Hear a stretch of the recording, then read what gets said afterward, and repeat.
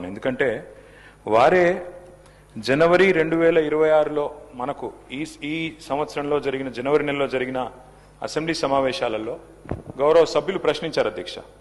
మూసీకి సంబంధించి ఆనాడు కొంతమంది మిత్రులు కాంగ్రెస్ శాసనసభ్యులు ప్రశ్న వేస్తే ఆ రోజు మంత్రి గారు ఇచ్చిన సమాధానం నా దగ్గర ఉంది. అందులో మంత్రి గారు ఏం చెప్తారంటే, అధ్యక్ష ఈ డిపిఆర్ ప్రిపరేషన్కే ఒక మెయిన్ హార్ట్ అనే కంపెనీకి ఇచ్చినాం. ఆ కంపెనీ గురించి కూడా నేను ఒక నిమిషం చెప్తా సార్. అది పాకిస్తాన్లో బ్యాన్ చేసిండ్రు కంపెనీని, సింగపూర్లో బ్యాన్ చేసిండ్రు, అట్లాంటి కంపెనీకి ఇచ్చిండ్రు. సరే వాళ్ళ మీద కేసులు ఉన్నాయి, అది కూడా మంత్రి గారు చెప్పాలా, ఓకే.